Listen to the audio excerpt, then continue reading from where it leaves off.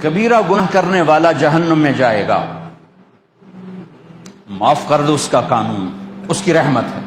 یہ آخری انسان جہنم سے نکلے گا، آخری سب سے زیادہ سزا کاٹ کے نکلے گا۔ جب وہ جنت کے دروازے پر اللہ تعالیٰ اس کو نا اوپر لائیں گے، یہاں ایسے آ جائے گا، یہ پیچھے کمر کو آگ لگ رہی ہے اور یہ آزاد ہو گیا۔ اب اللہ اسے دل لگی فرمائیں، اس کو ایک درجہ دکھائیں، کہے گا یا اللہ مجھے یہ نصیب فرما دے، میری کانڈ سڑ گئی ہے، مجھے وہاں پہنچا دے۔ تو اللہ تعالیٰ فرمائیں گے اگر میں نے وہاں پہنچایا پھر کوئی مانگے گا نہیں، کچھ نہیں مانگ، مانگتا ہی بہت۔ جب وہ پہنچے گا ابھی اس کا آخری مرتبہ آگے، تو اللہ ایک اور درجہ دکھا دے گا۔ جب اسے دیکھے گا تو انسان کی طبیعت میں لالچ تو ہے، رکتا تو ہے نہیں، تھوڑی دیر بعد کہے گا یا اللہ اے دے دے، تیری کڑی کمی۔ تو اللہ تعالیٰ کہیں گے پھر اور مانگے گا نہیں، بالکل نہیں مانگتا۔ تو اللہ تعالیٰ وہاں پہنچا دے، پھر ایک اور دکھا دے گا، تھوڑی دیر تو صبر کرے گا، پھر کہے گا یا اللہ کوئی گل نہیں، اے دے دے، تیرے کو ان کا گھاٹا ہے، اور مانگے نہیں، بالکل تیری عزت کی قسم۔ اب اللہ اس کو اس کا اصلی درجہ دکھائے گا، لیکن اب یہ ڈر جائے گا کہ اتنی باری میں چکر بازی کی تھی، جو ہوں مانگیا تھا کہ نہیں واپس ٹکٹ نہ لگے، لہٰذا وہ چپ ہو جائے، مانگے گا۔ اب اندر ہی اندر وہ ڈر رہا ہے، اور ادھر بے صبرا بھی ہو رہا ہے۔ آدمی پیدل ہوتا ہے، چل کوئی سائیکل ہی دے دے، میں سورا بھی دے دے، کوئی گل نہیں، چلاواں تو صحیح۔ جب سائیکل آتا ہے تو کوئی موٹر سائیکل گزرتا اللہ سے، یا کوئی موٹر سائیکل دے دے، میں ہمیں سزوکی ہوئے وہ تو دے۔ جب سزوکی موٹر سائیکل آ جاتا ہے پھر گاڑیوں دیکھتے پہ کہتے ہیں کوئی موٹر ہی دے دے، ہمیں سزوکی ہوئے۔ جب سزوکی آتی پھر آنا یا ٹویوٹا دے دے، جب ٹویوٹا آتے یا لینڈ کروزر دے دے، مقدہ تھا کدا ہی نہیں آتا، ہرس و حوث۔ اس لیے میرے نبی فرمایا قبر کی مٹی تیرے حوث کو بھرے۔ جب وہ چوتھا درجہ نظر آئے گا نا، جو اس کا اصل ٹھکانہ ہے، اب ڈرے گا کہ کہیں ریورس نہ ہو جاؤں۔ اب اللہ کہے گا میرے بندے اللہ تسأل، مانگتے نہیں، کہے گا یا اللہ اب مجھے ڈر لگتا ہے کہ تم نے پیچھے ہی نہ ہٹا دے۔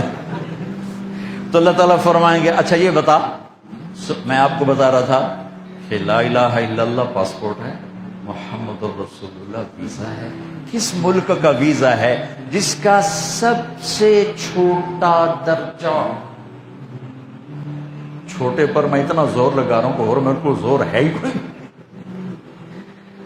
اب وہ بتانے لگا ہوں۔ اب اللہ اسے کہے گا اچھا میرا بندہ یہ تو بتا، میں نے جس دن دنیا بنائی تھی اس دن سے لے کر جس دن ختم کی تھی اس کا 10 گنا کر کے تمہیں دے دوں، راضی ہو؟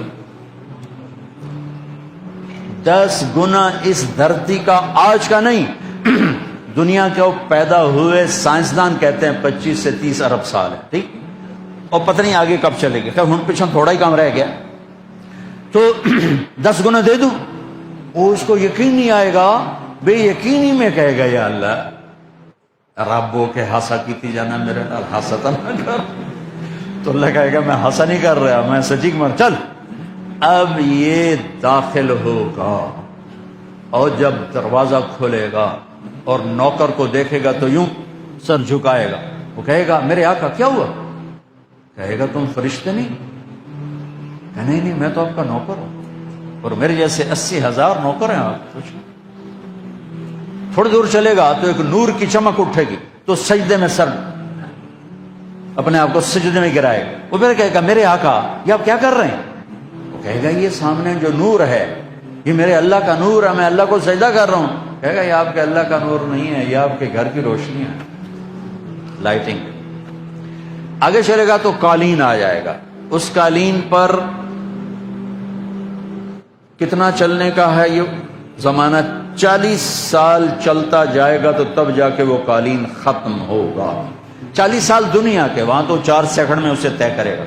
40 سال لمبی کارپیٹنگ۔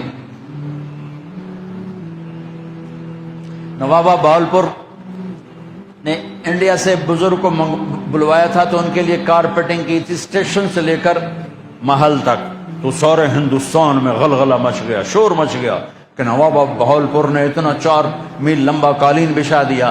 ادنا جو سب سے آخری لتر لتر کھا کے جنت میں جائے گا اس کی کارپیٹنگ 40 سال، آگے 80,000 نوکر، میں آیا ہوں تو یہ پھول لے کے کھڑے ہوئے تھے، وہ سارے پھول لے کے کھڑے ہوں گے اور کہیں گے اما آن لسیدنا ان نزورہ، ارے ہمارے آقا سارے جنتی جنت میں چلے گئے، آپ کدھر رہ گئے؟ ہم تو حضرت سکنے پہ گئے، وہ کہ شکر کرو میں آ گیا جب میں بڑے لتر پہ بڑی دلائی ہوئی جو میری، تو ہم کیا پتا طرح کی فرشتیاں مار مار تباہی پھیر چڑھ گئی۔ 80,000 نوکر،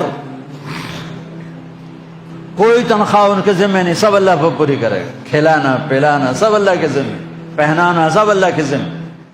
ہاں تمہیں پتا جنت میں قد کیا ہے؟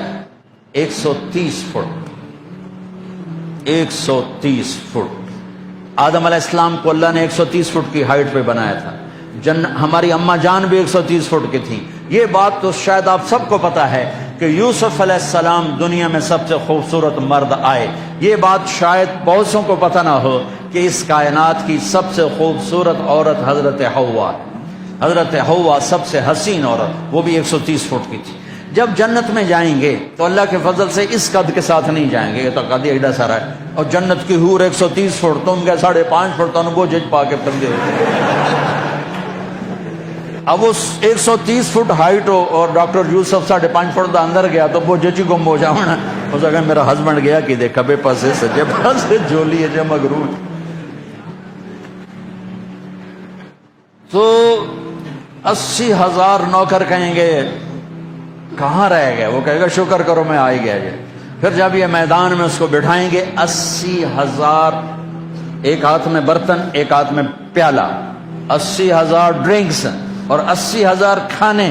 یہ کھائے گا پخانا نہیں، پیے گا پیشاب نہیں، کھائے گا لذت میں کمی نہیں، پیے گا لذت میں کمی نہیں، کھانے کا نظام الگ ہے، پینے کا نظام الگ ہے۔ کھا پی کے جب فارغ ہوگا کہیں گے اب آپ اپنے اہلیت سے مل لیں، اپنی بیگم صاحب سے مل لیں۔ جنت کی حور یہ ایک دم غائب ہو جائیں گے، سامنے سے جب پردہ ہٹے گا تو ایک اور کائنات نظر آئے گی، اور اس پر ایک لڑکی یوں بیٹھی ہوگی ایسے ٹیک لگا کے، تھوڑا تختی چھوٹا نہیں تم دونوں کھاوا ایسے کر کے تو ایسے کر کے بیٹھی ہوگی۔ تو وہ جب اس پر نظر پڑے گی نا جنت کی لڑکی پر، تو اس کی آنکھیں ایسی پھٹی رہ جائیں گی، ایتھی ہی رہ جائیں گی، وہ دیکھتے جا رہا 40 سال بس ایسی بیٹھا ہے۔ جس نے جنت کے کالے کالے دوزخ کے کالے فرشتے دیکھے ہوں وہ حور نو وے کہ مرے گا نہیں تو اور کیا ہو وکھی جندہ وکھی۔ آخر وہ بولے گی اما لک فینا من رغبت، میرے آقا آپ میرے پاس نہیں آئیں گے؟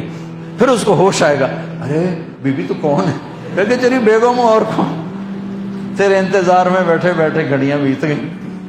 تو یہ سب سے ادنا درجے کی جنت ہے، تو اعلیٰ درجے کی جنت کیا ہو۔ اور یہ ایمان والی عورت، یہ ایمان والی عورت جو دنیا میں اللہ اس کے رسول کو راضی کر کے چلی گئی، اس جنت کی لڑکی سے 70,000 گنا زیادہ خوبصورت ہو۔